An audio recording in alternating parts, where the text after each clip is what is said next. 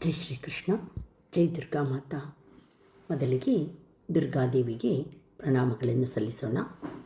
ಆತ್ಮೀಯರೇ, ಶ್ರೀ ದುರ್ಗಾ ಸಪ್ತಶತಿ 700 ಪವಿತ್ರ ಶ್ಲೋಕಗಳನ್ನು ಪಠನೆ ಮಾಡೋದಕ್ಕಿಂತ ಮುಂಚೆ ನಾವು ಕವಚಂ ಅರ್ಗಲ ಕೀಲಕವನ್ನು ಪಠನೆ ಮಾಡಬೇಕು ಅಂತ ಈಗಾಗಲೇ ತಿಳಿದುಕೊಂಡಿದ್ದೀವಿ. ಅದರಲ್ಲಿ ನಾವು ಕವಚಂ ಶ್ಲೋಕದ ನ್ಯಾಸವನ್ನು ಈಗ ನೋಡೋಣ. ಆ ನ್ಯಾಸದ ಶ್ಲೋಕ ಈ ರೀತಿ ಇದೆ.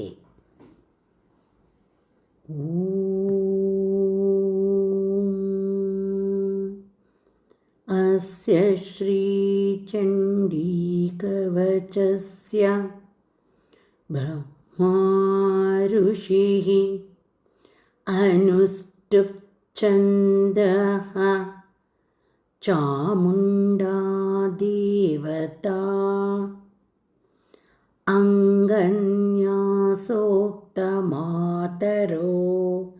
ಬೀಜಂ ದಿಗ್ಬಂಧದೇವತಾಸ್ತತ್ವಂ ಶ್ರೀಜಗದಂಬಾ ಪ್ರೀತ್ಯರ್ಥಂ ಸಪ್ತಶತೀ ಪಾಠಾಂಗ ಕವಚಸ್ತೋತ್ರ ಜಪೇ ವಿನಿಯೋಗಃ. ಓಂ ನಮಶ್ಚಂಡಿಕಾಯೈ.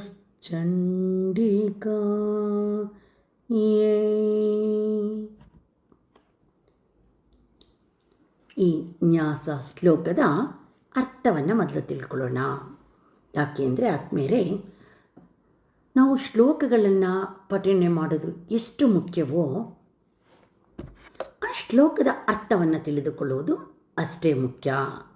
ನಾವು ಪ್ರತಿ ಶಬ್ದದ ಅರ್ಥ ನಮಗೆ ಯಾವಾಗ ಗೊತ್ತಿರುತ್ತೆ ಆವಾಗ ಶ್ಲೋಕವನ್ನು ಹೇಳುವಾಗ ನಮಗೆ ಪರಮಾನಂದವಾಗುತ್ತೆ. ದೇವಿಯ ಒಂದು ಕೃಪೆಗೆ ಪಾತ್ರರಾಗುವುದಕ್ಕೆ ಶ್ಲೋಕ ಪಠಣೆ ಮಾತ್ರ ಮುಖ್ಯ ಅಲ್ಲ, ಅದರ ಅರ್ಥವನ್ನು ತಿಳಿದು ಪಠಿಸುವುದು ತುಂಬ ಮುಖ್ಯ. ಹಾಗಾಗಿ ನಾನು ಪ್ರತಿ ಶ್ಲೋಕದ ಪ್ರತಿ ಪದದ ಅರ್ಥವನ್ನು ನಿಮಗೆ ತಿಳಿಸ್ತಾ ಇದ್ದೀನಿ. ಅಸ್ಯ ಅಂದರೆ ಈ, ಅಸ್ಯ ಈ ಶ್ರೀ ಚಂಡೀ ಕವಚಸ್ಯ, ಶ್ರೀ ಚಂಡೀ ದೇವಿಯ ಕವಚದ, ಬ್ರಹ್ಮ ಋಷಿ, ಬ್ರಹ್ಮದೇವರು ಇದರ ಋಷಿ, ಅನುಷ್ಠುಪ್ ಛಂದಃ, ಅನುಷ್ಠುಪ್ ಎಂದು ಎಂಬುವಂತಹ ಛಂದಸ್ಸಿನಲ್ಲಿ ಈ ಶ್ಲೋಕಗಳು ಇದೆ. ಚಾಮುಂಡಾ ದೇವತಾ, ಚಾಮುಂಡಾ ದೇವಿ ಅಧಿಷ್ಠಾತ್ರಿಯ ದೇವತೆ. ಅಂಗನ್ಯಾಸೋಕ್ತ ಮಾತರಃ, ಅಂಗನ್ಯಾಸದಲ್ಲಿ ಹೇಳಿದ ಮಾತೃ ದೇವತೆಗಳು. ಬೀಜಂ, ಬೀಜ ಅಂದರೆ ಮೂಲಶಕ್ತಿ, ಅದು. ದಿಗ್ಬಂಧ ದೇವತಾಸ್, ದಿಕ್ಕುಗಳನ್ನು ರಕ್ಷಿಸುವ ದೇವತೆಗಳು. ತತ್ವಂ, ಅದರ ತತ್ವ ಏನು, ಆಂತರಿಕವಾದ ಸತ್ಯ ಏನು. ಶ್ರೀ ಜಗದಂಬ ಪ್ರೀತ್ಯರ್ಥಂ, ಆ ಜಗನ್ಮಾತೆಯ ಜಗದಂಬೆಯ ಸಂತೋಷಕ್ಕಾಗಿ. ಸಪ್ತಶತಿ ಪಾಠಾಂಗತ್ವೇನ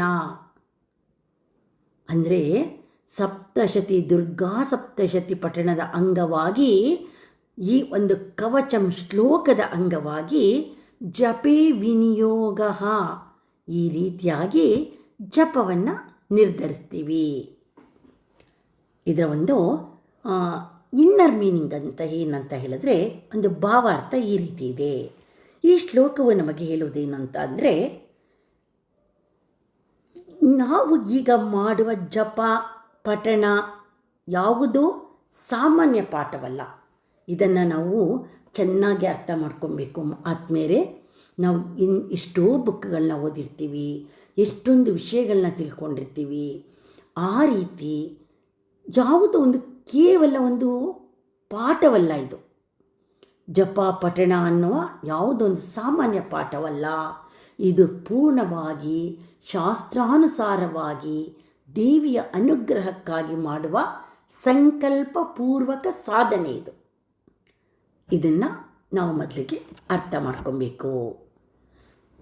ಆದ್ಮೇಲೆ ಯಾವ ಮಂತ್ರವನ್ನಾದರೂ ನಾವು ಜಪಿಸುವ ಮೊದಲು ಅದರ ಮೂಲವನ್ನು ತಿಳಿದುಕೊಳ್ಬೇಕು ಅಂತ ಹೇಳ್ತಾರೆ. ಈ ಶ್ಲೋಕದಲ್ಲಿ ನಾವು ಮೊದಲಿಗೆ ಹೇಳುವುದೇನು ಅಂತ ಹೇಳಿದ್ರೆ, ಈ ಕವಚವನ್ನು ಯಾರು ಕಂಡುಹಿಡಿದ್ರು? ಅವರು ಬ್ರಹ್ಮದೇವರು. ಬ್ರಹ್ಮದೇವರು ಅಂದರೆ ಇದು ಸೃಷ್ಟಿಕರ್ತನಿಂದ ಬಂದ ದಿವ್ಯ ಜ್ಞಾನ. ಯಾಕೆಂದರೆ ಬ್ರಹ್ಮದೇವ್ರಿಗೆ ಯಾರೋ ಬಂದು ಹೇಳಲಿಲ್ಲ, ಬೋಧನೆನ ಮಾಡಲಿಲ್ಲ, ಯಾವುದೇ ಬುಕ್ಕಲ್ಲೂ ಓದಲಿಲ್ಲ, ಯಾವುದೇ ಗ್ರಂಥದಲ್ಲೂ ಇದರ ಉಲ್ಲೇಖವನ್ನು ಅವರು ನೋಡಲಿಲ್ಲ. ಆದರೆ ಬ್ರಹ್ಮದೇವರ ದಿವ್ಯ ಜ್ಞಾನದಿಂದ ಬಂದಂಥದ್ದು ಈ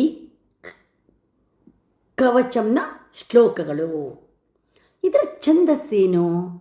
ಅದು ಅನುಷ್ಠುಪ್ ಛಂದಸ್ಸು. ಇದು ಅನುಷ್ಠುಪ್ ಛಂದಸ್ಸು ಅನ್ನೋದು ಮಂತ್ರದ ಲಯವನ್ನು, ಸ್ಪಂದನವನ್ನು ಸರಿಯಾದ ಛಂದಸ್ಸಿನಲ್ಲಿ ಜಪ ಮಾಡಬೇಕು ಅಂತ ತಿಳಿಸ್ಕೊಡುತ್ತೆ.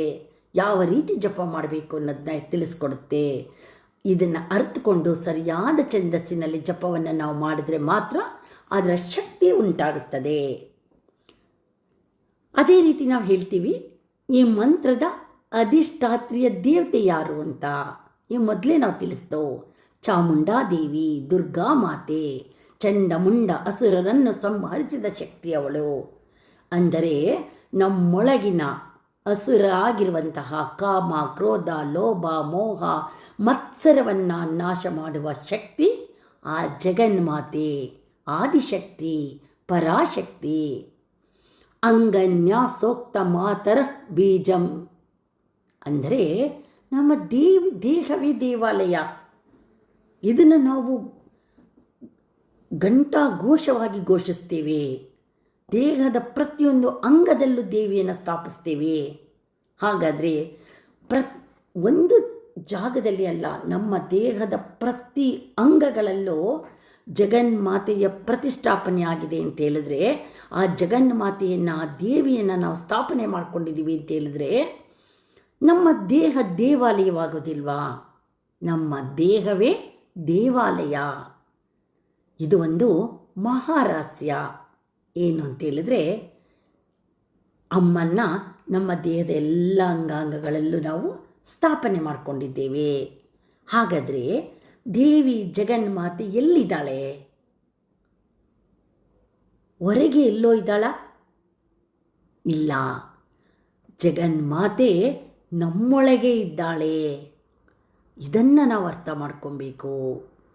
ದಿಗ್ಬಂಧ ದೇವತಾ ಎಂದರೆ ಎಲ್ಲ ದಿಕ್ಕುಗಳಲ್ಲೂ ರಕ್ಷಣೆ. ಅಂದರೆ ಪೂರ್ವ, ಪಶ್ಚಿಮ, ಉತ್ತರ, ದಕ್ಷಿಣ ಮಾತ್ರ ಅಲ್ಲ, 4 ದಿಕ್ಕುಗಳಲ್ಲಿ ಮಾತ್ರ ಜಗನ್ಮಾತೆ ನಮ್ಮನ್ನು ರಕ್ಷಿಸ್ತಾ ಇದ್ದಲ್ಲ, 4 ದಿಕ್ಕಲ್ಲಿ ಮಾತ್ರ ನಿಮ್ಮನ್ನು ಕಾಪಾಡ್ತೀನಿ ಅಂತ ಹೇಳ್ತಾ ಇದ್ದಲ್ಲ? ಖಂಡಿತ ಇಲ್ಲ. ಎಲ್ಲೆಡೆ ದೇವಿಯ ಕವಚ, ಎಲ್ಲೆಲ್ಲಿ 10 ದಿಕ್ಕುಗಳಲ್ಲೂ ದೇವಿಯ ಕವಚ ನಮ್ಮನ್ನು ರಕ್ಷಣೆಯಾಗಿ ನಿಲ್ಲುತ್ತೆ, ನಮ್ಮನ್ನು ರಕ್ಷಿಸಿ ಕಾಪಾಡುತ್ತೆ. ನಾವು ಎಲ್ಲೇ ಹೋದರೂ ಅಲ್ಲಿ ಸುರಕ್ಷಿತವಾಗಿರ್ತೇವೆ ಎನ್ನುವ ಭಾವನೆಯನ್ನು ನಮಗೆ ತಂದುಕೊಡುತ್ತೆ. ಯಾವಾಗ ದುರ್ಗಾ ಸಪ್ತಶತಿಯ 700 ಶ್ಲೋಕಗಳ ಜೊತೆಗೆ ನಾವು ಕವಚಂ ಶ್ಲೋಕಗಳನ್ನು ಓದಿ ಪಠನೆ ಮಾಡಿ ಅಭ್ಯಾಸವನ್ನು ಮಾಡಿ ಅದರ ಅರ್ಥ ಸಾರಾಂಶಗಳನ್ನು ತಿಳಿದುಕೊಂಡಾಗ, ಶ್ರೀ ಜಗದಂಬಾ ಪ್ರೀತ್ಯರ್ಥಂ, ನಾನು ಇದನ್ನೆಲ್ಲ ಯಾಕೆ ಮಾಡ್ತಾ ಇದ್ದೀನಿ? ಈ ಒಂದು ಪ್ರಶ್ನೆ ಸಾಮಾನ್ಯವಾಗಿ ನಮ್ಮೆಲ್ಲರಿಗೂ ಬರುತ್ತೆ. ಜೀವನದಲ್ಲಿ 1 ಸಾರಿ ಅಲ್ಲ, 10 ಸಲ, 100 ಸಲ ಬಂದಿರುತ್ತೆ. ಏನಂತ ಅಂದರೆ, ಇದನ್ನು ನಾನು ಯಾಕೆ ಮಾಡ್ತಾ ಇದ್ದೀನಿ? ಇದೆಲ್ಲ ನನಗೆ ಯಾಕೆ ಬೇಕು? ನನಗೆ ಬೇಕಿತ್ತ ಇದು? ಆದರೆ ಶ್ರೀ ದುರ್ಗಾ ಸಪ್ತಶತಿಯ 700 ಪವಿತ್ರ ಶ್ಲೋಕಗಳಿಗಿಂತ ಮುಂಚೆ ಹೇಳುತ್ತಿರುವಂತಹ ಕವಚಂ ಶ್ಲೋಕಗಳ ಒಂದು ಶಕ್ತಿ, ಆ ದೇವಿಯ ಆರಾಧನೆ ಯಾಕೆ ಬೇಕು ಅಂತ ಹೇಳಿದ್ರೆ, ಆ ಜಗನ್ಮಾತೆಯನ್ನು, ಆ ದೇವಿಯನ್ನು ಸಂತೋಷಪಡಿಸಲು.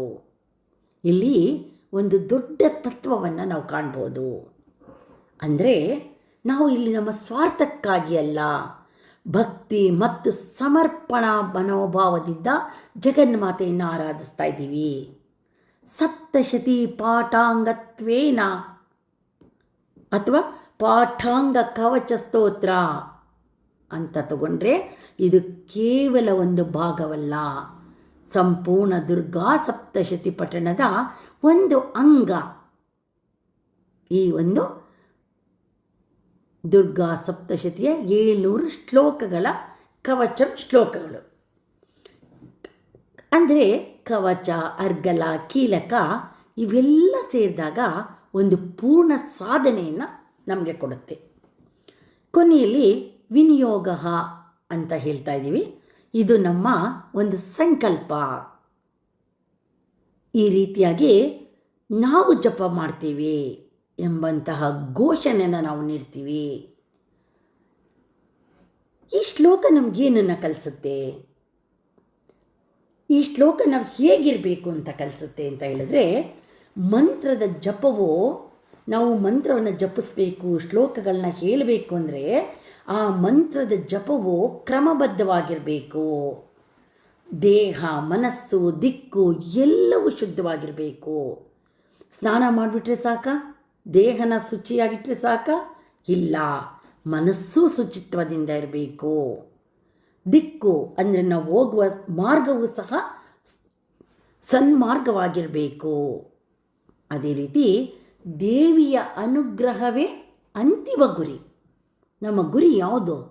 ದೇವಿಯ ಅನುಗ್ರಹಕ್ಕಾಗಿ, ದೇವಿಯ ಒಂದು ಕರುಣೆಗಾಗಿ, ದೇವಿಯ ಒಂದು ಆಶೀರ್ವಾದಕ್ಕಾಗಿ. ಅದೇ ನಮ್ಮ ಅಂತಿಮ ಗುರಿ. ಇದೆಲ್ಲ ಕೇವಲ ಒಂದು ಶ್ಲೋಕ ಅಂತ ಅಲ್ಲ, ಒಂದು ಸಂಪೂರ್ಣವಾದ ಆಧ್ಯಾತ್ಮಿಕ ವಿಧಾನ. ಇದು ಒಂದು ಸ್ಪಿರಿಚುವಲ್ ಸಿಸ್ಟಮಲ್ಲಿ ನಾವು ಮುಂದುವರಿತಾ ಇದ್ದೀವಿ. ಜೈ ದುರ್ಗಾ ಮಾತಾ.